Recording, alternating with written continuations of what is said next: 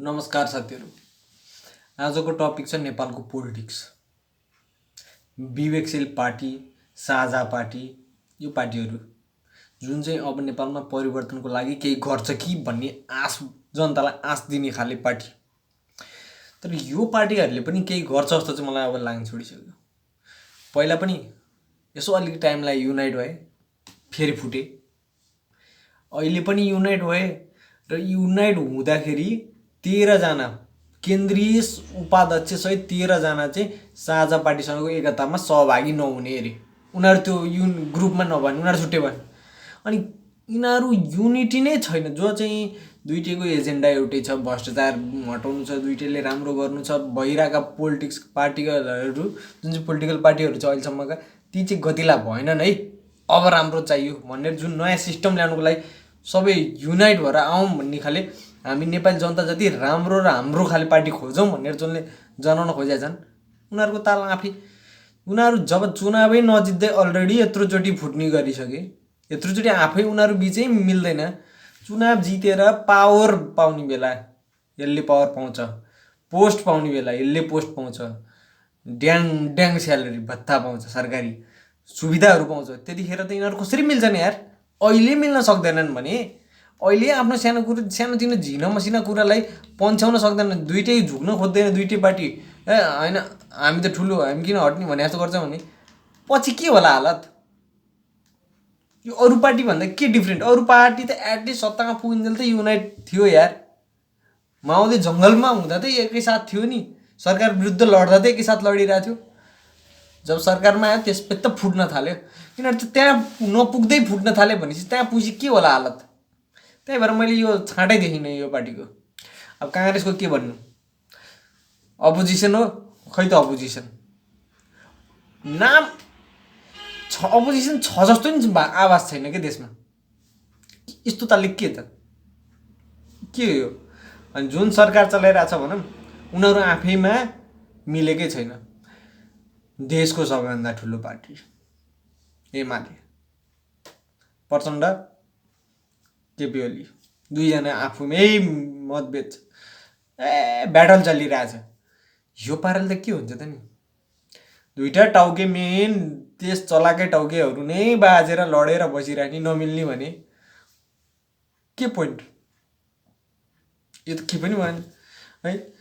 उपाध्यक्ष अजिता राई र कार्यालय व्यवस्थापन सचिव सङ्गीता बटाजु सहित 13 जनाले बिहिबार विज्ञप्ति जारी गर्दै साझासँगको एकतामा सहभागी नहुने भनेर विवेकशीलका तिनीहरूले भने अरे।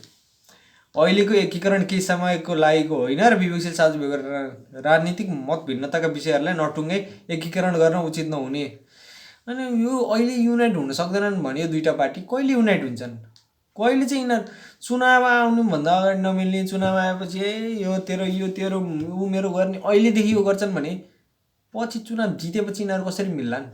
जब सब देशको एभ्रिथिङ कन्ट्रोल चाहिँ आफ्नो हातमा आउँछ। अहिले के छ? अहिले केही पनि छैन। अहिले चुनावमा लड्ने हो, जनताले सपोर्ट दिन्छन् है भन्ने आश हुँदा त यस्तो छ। सपोर्ट देला नै चुनाव भयो भने जनताले भन्ने आशको भरमा मतभेद सुरु भइसक्यो। त्यही मेरो साइडमा धेरै जनता छन् कि तेरो साइडमा धेरै जनता छन् भन्ने कुराको अहिले मतभेद भयो। जबकि दुइटैको उद्देश्य के छ? पुराना पोलिटिकल पार्टीहरू खराब भए, दुइटालाई त्यो चिज हटाउनु। अहिले यिनीहरू मिल्न सक्दैनन्, पछि कसरी मिल्छन् यार? पावरले त झन् ध्वस्त पारिदिन्छ सबै। कम्युनिस्ट भनेको नेपालको कम्युनिस्ट सिद्धान्त के हो? हाम्रो त्यसमा त्यस्तो हाले कम्युनिस्टै होइन। हुनु पर्यो नि त कम्युनिस्ट जस्तो गरोस् न, कि कट्टरै होस्, सिधा कम्युनिस्ट, राणा शासनै ल्याओस् न। त्यो पनि छैन। त्यो भयो नि हुन्थ्यो यदि भ्रष्टाचार भएकोलाई कारबाही हुन्थ्यो भने। कम्युनिस्ट भने अनि सबैभन्दा बढी भ्रष्ट पनि भयो भने अन्त के नमिले जस्तो हुने कि दिमाग खराब बनाउने। यो के हो? होइन सरकार फेरि त्यो कुरामा एक्सेप्ट पनि गर्न नमान्ने। अब फेरि हिजो काङ्ग्रेसको एउटा फेरि चर्तिकाला आइपुग्यो। पुल शिलान्यासको क्रममा के झडप भने हो कि के हो, कारबाही भने। अब काङ्ग्रेसको भन्ने कि एमालेको भन्ने, काङ्ग्रेसको नेतालाई समातेर जेल हालियो भने, 2-3 घन्टा छोडियो भने त्यो कुरा एउटा ठिक छ कि के बेठिक छ? यस्तो बेलामा त्यहाँ झगडा हुन्छ भनेपछि जाने किन? होइन अनि उहाँको आफ्नै ठाउँ भएपछि त उद्घाटन गर्न दिए पनि फरक के पर्थ्यो र? आज त उद्घाटन गरिहाल्नु बुझ फेरि नि, हिजो उद्घाटन गर्न दिए नदिए नि। र देशमा यो तालमा कोरोना अहिले अब कति छ सङ्क्रमित 2,37,589 नेपालमा टोटल। त्यो मध्ये निको भएको 2,20,272 न्युज पनि हेरिरहेको छु। मृत्यु भएको 1,551 यो अन्तको हेऱ्यो भने धेरै नम्बर चाहिँ छैन। अरू देशको कम्पेयर गर्दा धेरै नम्बर छैन। कोरोनासित हामी अब डराउनु पर्ने जस्तो छ जस्तो चाहिँ लाग्न छोड्यो। यही त्यस्तो कोरोनाले केही कडा छैन। केले डराउनु पर्ने छ? नेताहरूले। देश सिद्धिने भयो कि देश बर्बाद हुने भयो, देश बर्बाद। राजावादीहरूको आन्दोलन चलिरहेछ। आन्दोलन ठिक छ, तर काङ्ग्रेसवादीहरूको आन्दोलन पनि सुरु भयो फेरि यही बेला। के चिजलाई डाइभर्ट गर्नलाई? वाट्स द पोइन्ट के? होइन यो अब फिल्म हल खुल्ने रे, यो खुल्ने, ऊ खुल्ने भनेको छ, सब चिज खुल्ने भनेको छ। अनि मान्छेहरूलाई यो जात त्यो जातको चाहियो भनेको छ। पोस्टहरू हेर्नुहोस्, ए राजा कुन, कसले यो धर्मको राजा चाहियो, कसले त्यो धर्मको राजा चाहियो, कहिले यो जातको चाहियो, यस्ता यस्ता कुराहरू नचाहिँदा एजेन्डाहरू चारतिरबाट पस्केर त्यो मान्छे राजावादी भयो। त्यो कुरालाई एन्टी गराउनलाई चारतिरबाट चार कुरा गरिरहेछ। यो सबले त झन् बिगार्ने होइन, छल्ली काम मात्रै भइरहेको जस्तो लाग्छ कि। अब यहाँ न्युज हेऱ्यो, सबै त्यस्तै न्युज छ। जहाँ हेऱ्यो, जुन न्युज हेरे तापनि टाइट के भयो होला, यो पनि हाम्रो देशको हालत, यो पनि हाम्रो देशको, यस्तो हुन्छ कि फिलिङ। त्यो न्युजहरू हेर्नु कि। अब यहाँ भर्खर हेऱ्नु है, ओली र प्रचण्ड राष्ट्रपतिसँग 1 घन्टा वार्ता। राष्ट्रपति एउटा पार्टीको राष्ट्रपति जस्तो गर्न मिल्छ भनेको, पार्टीको लिडर जस्तो गर्न मिल्छ? देशको होइन भने राष्ट्रपति भनेको त देशको हेड हो नि यार। पार्टीको हेड जस्तो गरेर यो बिहेभियरै मन पर्दैन कि। देशको हेड भनेर तोकिसकेका मान्छे अझै पनि म त नेकपालाई मिलाउँछु भनेर त लाग्नु, नेकपाको बारेमा मात्रै सोच्नु भनेको त उहाँलाई त देश जनताको तिर मतलबै छैन। एउटा पार्टीसित मात्रै विचार छ कि जस्तो फिलिङ आउने के। होइन एक्ज्याक्टली के छ त्यो जनताले त्यो सोच्नु पाउनु पर्यो नि है। अब यहाँ के छ अर्को, ब्याङ्कर्सलाई गभर्नरको आग्रह, विकास निर्माण जहाँ समस्या देखिन्छ त्यहीँ समाधान खोज्न सकिन्छ काठमाडौँ। न्युजहरू, एक ट्विट, यो त अस्ट्रेलियाहरूको भयो, हामीलाई मतलब होइन। बालुवाटारमा मन्त्री परिषदको बैठक जारी, के नै डिसिजन दिन्छन्, के नै गर्छन् भने मलाई यही न्युजहरू खराब। त्यही राष्ट्रपति भेट्न प्रचण्ड शीतल निवासमा, झापामा उपमेयर सवार गाडी जलाउने प्रयास, उपमेयर भन्छन् धन्न बाँचे, जनता उठे कि क्या। गदा धोएर कहिले गाई हुँदैन, दमौली। काङ्ग्रेस वरिष्ठ नेता रामचन्द्र पौडेलले आफूमाथिको आक्रमण लोकतन्त्रित लज्जित भएको। लोकतन्त्र नै लेख्नुपर्ने होला, यो लेख्नेले पनि इरर लेखिदिन्छ नि त। 1 दिन अघि प्रहरी अवरोधका कारण उद्घाटन गर्न नपाएको व्यास 1, 10 र 11 जोड्ने बुल्दी पुल आज उद्घाटन गर्नुभएको छ। पौडेल पक्राउको विरोधमा आज पनि माइती घरमा प्रदर्शन। यो भन्दा ठुलो प्रदर्शन होइन, पार्टीको लागि गर्न सक्ने यति प्रदर्शन अझै पनि राजा चाहियो भनेर गर्न त गर्दैन त।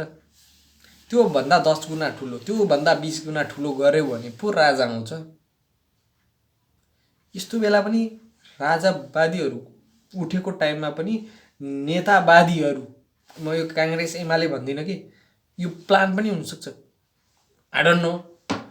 किनभने नेतावादी जुनसुकै पोलिटिकल पार्टीको होस्, पोलिटिकल पार्टीकै पछाडिका चम्चा हुन् है।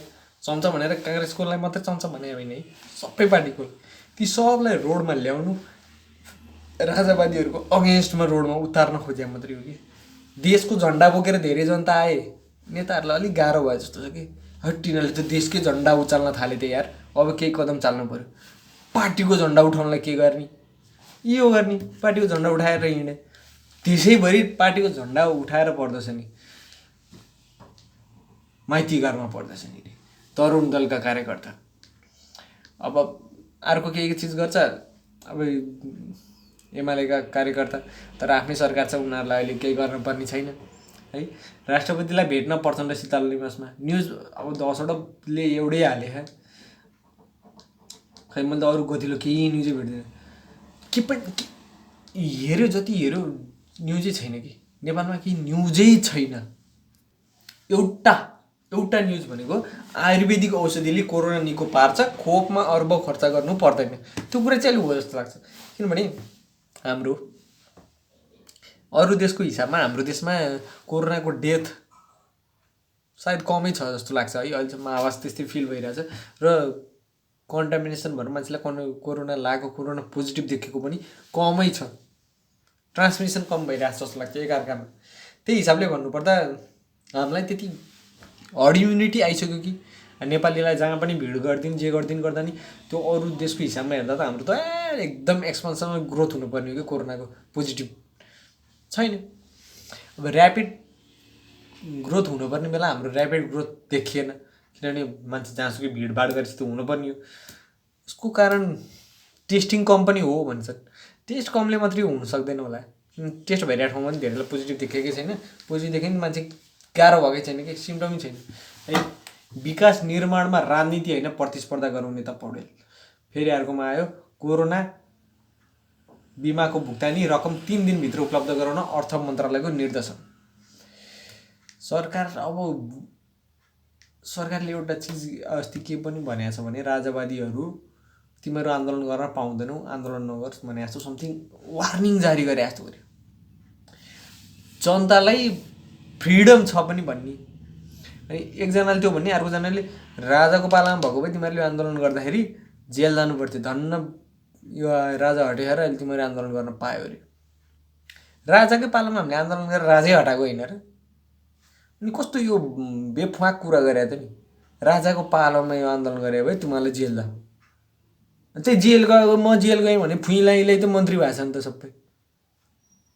त्यो भन्दा के चाहियो त नि अरू, होइन?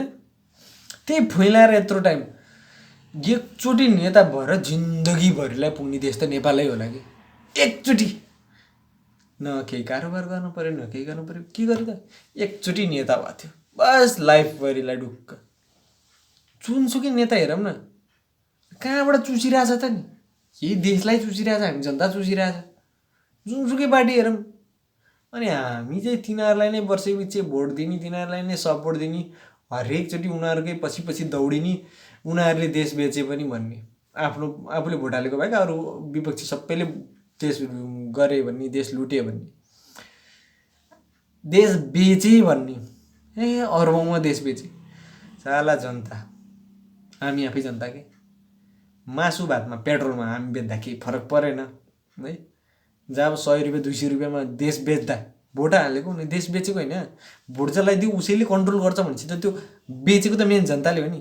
200 रुपियाँमा जनताले बेच्छ देश। अनि करोडौँमा देश बेच्ने नेतालाई चाहिँ दोष। आफू नबेच्न 200मा, अनि करोडौँमा बिक्दैन नि। तैँले देशको मूल्य 200 लाउँछ जनता भने त्यो नेताले करोड लगाएको त तैँले भन्दा धेरै लाग्यो यार। हामीले भन्दा नेताले धेरै मूल्य लगायो। हामीले त जम्मा 200। हेर त जाब मासु भात, जाब पेट्रोल 2 लिटर। नेताले त यार अर्बौँमा बेच्छ यार। नेतै ठिक नि। यो यस्ता जनता भन्दा त नेतै ठिक। अझै पनि त्यही नेताको पछाडि गुलामी गर्दै चाकडी गर्दै दौडिने जनता भन्दा त नेतै ठिक नि। दिमाग त छ कमसेकम, कसरी कसलाई कहाँ युटिलाइज गर्ने, कसलाई कसरी पछाडि दौडाउने, कहाँ गर्दा फाइदा लुट्न सकिन्छ, के गरेर आफूलाई प्रफिट हुन्छ उसको त्यो त छ कमसेकम। जनतालाई त त्यो पनि छैन। न पर्सनल बेनिफिट छ, न कन्ट्रीको बेनिफिट छ। किन पछाडि दौडिरहेछ नि थाहा छैन। सानो केही हुन्छ कि भन्ने आश गर्दै हिंसाको अन्त सुरुवात ठुलोबाटै गरिनुपर्छ। हिंसा अन्त भारत नेपालमा अनुभव नभएका कम्पनीलाई मल आयातको ठेक्का नदिने। अस्ति दिने बेला दिइहाल्यो, अब नदिने भनेर के काम? ठेक्का पनि यस्तोलाई दिने, जस्तो मललाई उस्तैलाई दिने 70-80 करोड पहिले दिने, ल्या मल भनेर। त्यसपछि उसले मल ल्याउँदैन, के गर्ने त? 5 करोड जरिमाना तिराउने। 65 करोड त उसलाई अलरेडी फाइदा, किनभने 70 करोड त पहिल्यै दिइसक्यो। यस्तो बिजनेस हामीलाई पनि ठेक्कापाट्टा दिए पो। दाङमा तरुण दलको प्रदर्शन। काँग्रेसले जति काम कसले गरे र भने होला नि है काङ्ग्रेसको नेताहरूले, जनताहरूले। के हो कि अहिले तरुण दलको प्रदर्शन गरेको ल होइन आफ्नो दलको नेतालाई समातेर प्रदर्शन गर्यो त्यो बुझे।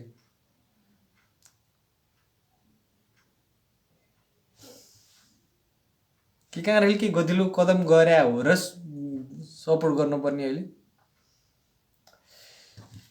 कुरै बुझ्दिनँ यार मैले कुरा नबुझे हो कि जनताहरू सबै बाठा हुन् मलाटा हुन् कि खै के हो।